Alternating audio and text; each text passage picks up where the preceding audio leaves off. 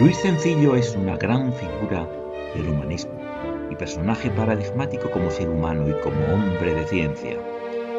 Creador de la estructura y método de psicoanálisis antropológico, el Instituto Psicoanalítico de Salamanca se complace en ofrecer esta aproximación a su gran aporte a la psicología. El doctor Manuel Becerro, que es el director de investigación del Instituto Psicoanalítico, realizará una amplia semblanza del profesor Cencillo, pues es una de las personalidades más importantes de los últimos tiempos. Así que, sin más, tiene la palabra el doctor Manuel Becerro Cerecera. Buenos días a todos y bienvenidos a este nuevo seminario sobre la teoría de Luis Cencillo. Cordiales saludos a todos los amigos conectados desde España y a los que nos ven en directo o en diferido desde Japón, Rusia, Irán, Guinea Ecuatorial, Suiza, un saludo muy especial, Estados Unidos, México, Ecuador y los amigos chilenos de Natalie Cristel, y a los de Uruguay y Argentina. Y nuestro agradecimiento profundo a Luis Sastre, que se encuentra en el Centro de Control y Realización de Salamanca. Llamamos noético al acto de concebir o percibir intelectualmente una cosa. En consecuencia, Luis Cencillo define la libertad como dominio noético, emocional y práctico de la propia realidad dinámica en sus relaciones con todas las demás.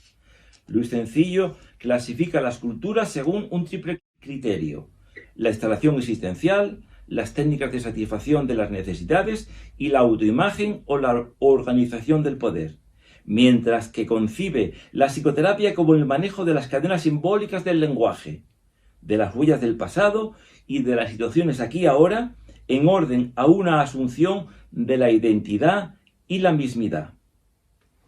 Sus más de 60 libros, con un total de 20.000 páginas, y otros artículos publicados en revistas especializadas, periódicos, programas de radio y televisión, ya que él decía siempre que la ciencia debe llegar al hombre y no quedarse en el ámbito académico. Y así, el Instituto Psicoanalítico de Salamanca se creó con el ánimo de difundir el psicoanálisis de base antropológica, y que llegue a médicos, psicólogos en formación y a toda clase de persona que se interese por la psicología y por la antropología, o por el devenir de nuestra especie, a la sociedad, en definitiva.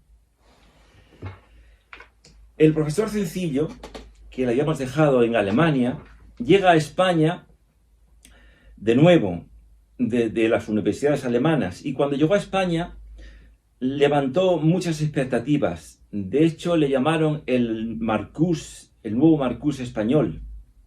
Un reconocimiento que duró poco. Bastó una entrevista en la que él aceptó su experiencia vital y la creencia de lo trascendente del universo para atacarle en ese punto. Es realmente curioso que la progresía de esa época fuera tan intolerante en ese tema no políticamente correcto. Y a partir de ahí se le cerraron muchas puertas, pues no era un momento para que se aceptara ese tipo de discursos. Por otra parte, los sectores más conservadores, incluso algunos religiosos, no dejaron que su influencia se expandiese y pusieron palos en las ruedas. Un hombre de formación muy humanista a la manera del Renacimiento. Era sobre todo filósofo, antropólogo, psicólogo, filólogo, teólogo y jurista.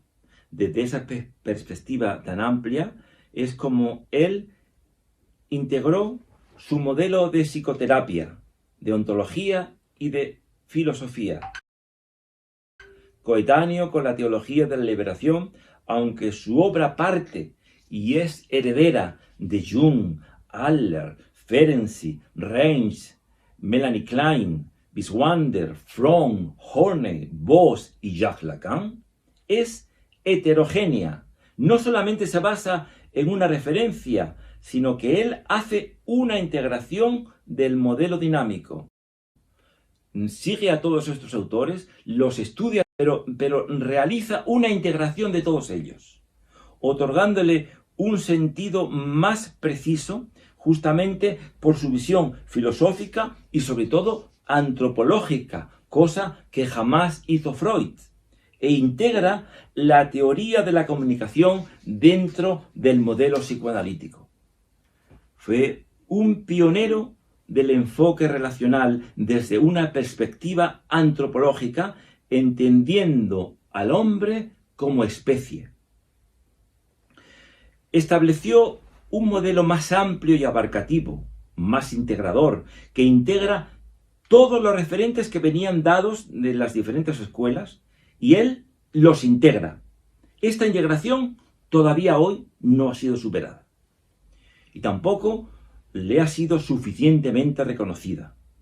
Todavía tiene que pasar más tiempo para que se vea el valor de la actividad integradora de Luis Sencillo suficientemente reconocida en el ámbito científico.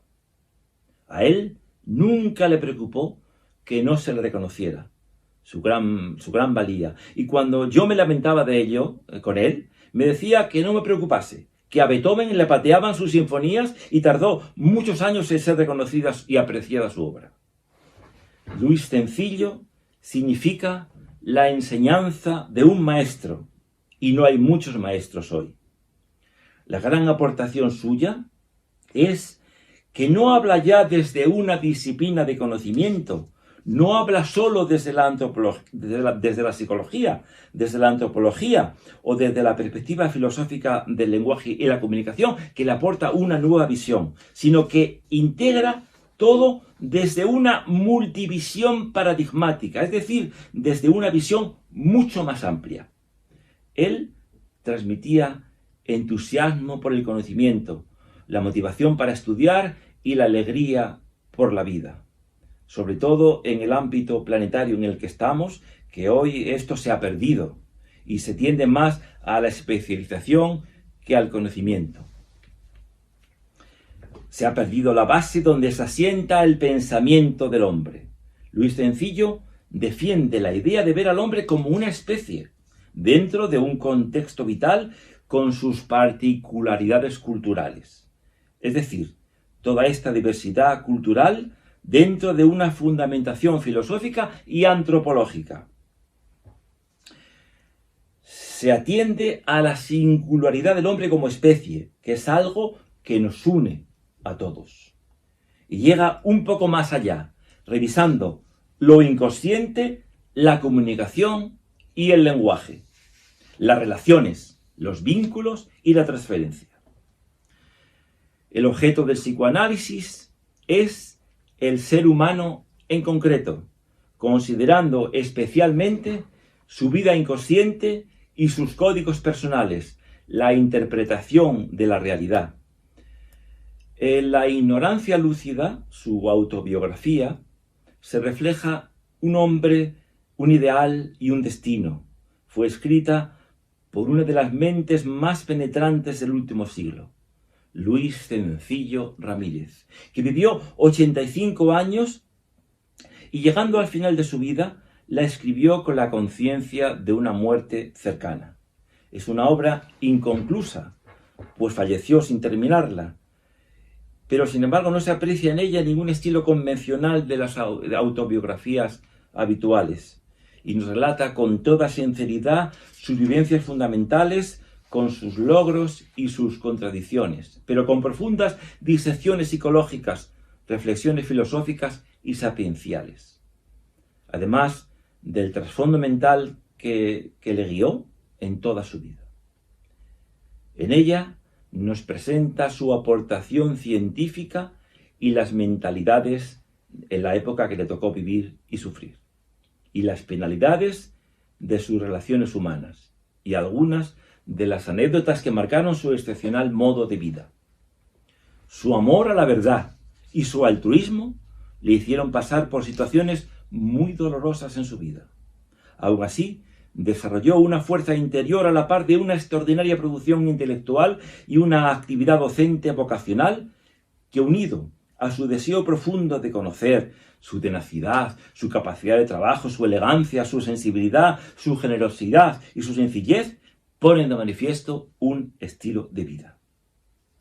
Seguramente fue una de las personas más brillantes de los últimos tiempos y seguramente también uno de los profesionales que más difícil se lo pusieron en el camino profesional. Ambas cosas suelen ir de la mano en nuestro mundo, así que nadie debe asombrarse. Solo deben mirar a su alrededor para ver la cantidad de envidias y rivalidades que se desarrollan entre personas que harían mejor en colaborar y dejar de lado sus egos y dejarlos al margen. España, para mucha gente, un valiosísimo y grandísimo país con un gran paisaje y un gran paisanaje, pero también conocido como el país de la envidia. Todas esas penalidades que padeció y que algunos fuimos testigos de ellas, fueron tan profundamente injustas como innecesarias. Y él me decía que en el camino de los hombres Dios pone trabas. Él era un profundo místico. Y que Dios le envía al hombre penalidades para contrarrestar el narcisismo y apartarle del engreimiento que es, según él, lo que más aleja de Dios.